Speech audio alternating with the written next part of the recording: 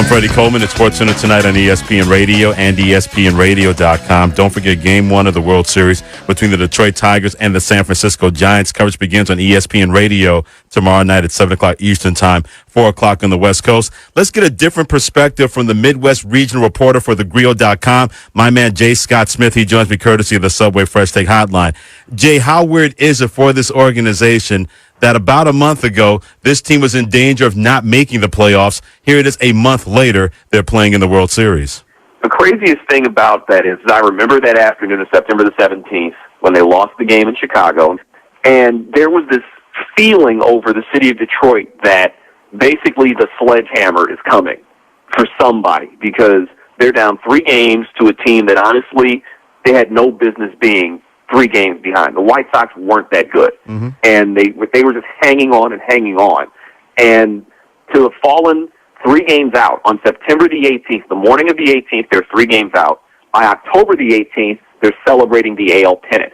It's been a complete 180 in the opposite direction around here, and the city of Detroit didn't really know what to make of this team because people were so aggravated by the constant lineup changes and the inconsistency of the offense, and there were so many things that were hanging over this team that the thought that they could be 3 back, make up the 3 games within a week, end up winning the division by 3, and essentially, save for some foolishness out of Jose Valverde, basically steamrolling their way through the American League playoffs. It's been one of the more stunning turnarounds I've seen of a Detroit team in a long time. Jay, let's play hypothetical here. Hypothetically speaking, if the Detroit Tigers did not get into the playoffs, could we have seen a scenario in which Jim Leyland might have lost his job as manager of this team? There was a lot of speculation that he was on his way out the door. He may be on his way out anyway, but in a different fashion now because he's on his last year of his contract. It hadn't been renewed, and they haven't had any talks about it. And if you have a team with the 5th highest payroll in Major League Baseball, with expectations, there were people around here talking about this team winning this division by 10, 12, 15 games like they did last year. And to have them miss out on the playoffs, falling behind a Chicago team that was a one-trick, one-dimensional pony, and miss out, and people already wanted Leland's head for his decisions, I could completely have seen that happening, and with a myriad of changes coming to the roster as well. Midwest regional reporter for thegrio.com. He is Jay Scott Smith. Follow him on Twitter at Jay Scott Smith, joining Freddie Coleman on SportsCenter Tonight on ESPN Radio. A lot of people understand exactly that Detroit is in a rough spot as a city. A lot of crime, a lot of economic downturn. People feel any kind of good news can kind of get this city back on track. If the Detroit Tigers are able to push through, beat the San Francisco Giants, and win this World Series, what would it really mean psychologically to the city of Detroit? I mean, I'll put it like this. In New York, one of the more iconic symbols is the Yankee hat. For Detroiters, it's the Old English D on the Detroit Tigers baseball cap. Even if you're not a fan, if you don't follow baseball, that D is everywhere. It's the symbol of this city. In my lifetime, the Tigers have only won 1 World Series, one in 1984. I was 5 years old, so it was a long, long time ago. So this is the 4th time in my life they've made the playoffs. And when they make the playoffs, it is a massively huge deal. In this city, it's, in terms of sports, it's the Lions. I know that startles a lot of people. It's the Lions, then the Tigers, and then the Red Wings, and then maybe down the line it's the Pistons. They are the heart and soul of this city. And I'm speaking not just simply as a reporter, but as somebody who grew up here. The Tigers are our team. And like I said, even if you don't watch baseball, you don't know baseball, you know that Old English D. You see it in TV shows, you see it in music videos, you see it everywhere. People represent. And to have them doing this well and doing it in almost a dominant fashion they're doing pitching-wise especially, it is a massive shot in the arm. And in downtown Detroit during these games especially, it's a shot in the arm to a lot of the businesses and a lot of the restaurants and a lot of the things that are making money off the Tigers that normally you might be making money off of with the Red Wings, but the NHL is locked out.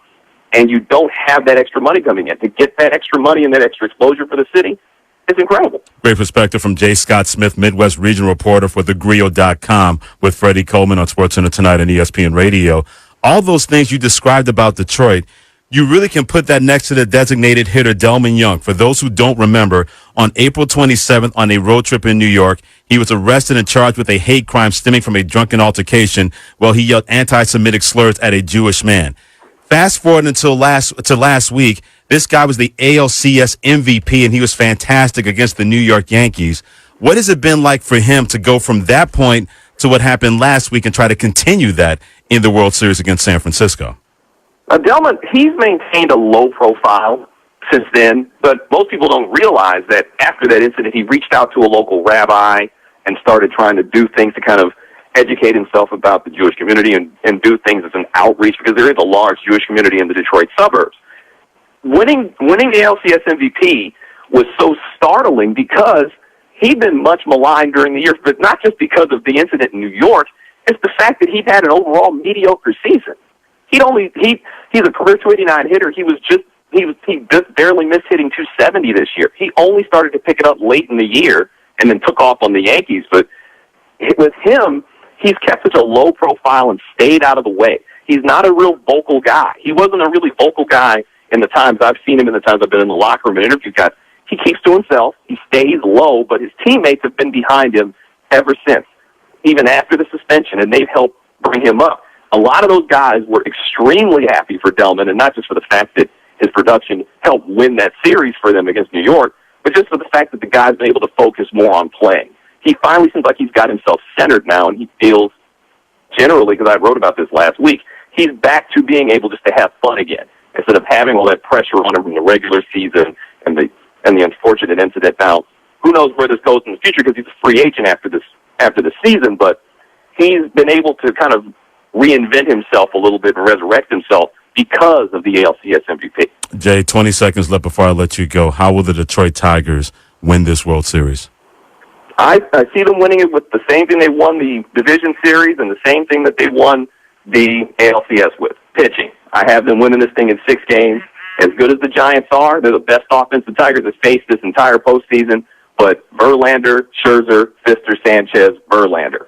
That's 5 right there. You can call it a night. Sorry, Bay Area, but we're coming back for the other team. We already got Oakland. Now we're getting San Francisco.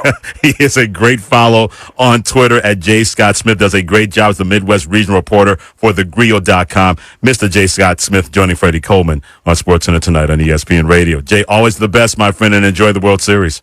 I appreciate you having me on here, and thank you very much. Look forward to doing it again. Absolutely. He says the Detroit Tigers are coming for the San Francisco Giants, and Justin Verlander can't wait to try to right some wrongs that happened the last time he was in the World Series. I had the opportunity to pitch in the World Series before. It was my rookie year, though, and everything was kind of a whirlwind. And I don't think I really appreciated the magnitude of how hard it is to get there. I think I had a rude awakening in the years after that, and I think it allows me to appreciate it all the more that I'm here now and getting the opportunity to start Game 1 again. Like I said, just being able to take it in a little bit more, having experience under my belt and having been in some situations like this allows me not to be so wide-eyed and be able to be a little bit calmer and just kind of take things in. Game 1 on ESPN Radio, 7 o'clock Eastern Time, Giants and Tigers. Notre Dame's defense has been terrific, but will they have enough to take care of Oklahoma's offense on the road down in Norman? A former All-American will share his thoughts next on SportsCenter Tonight on ESPN Radio and ESPNRadio.com. It is presented by Progressive Insurance.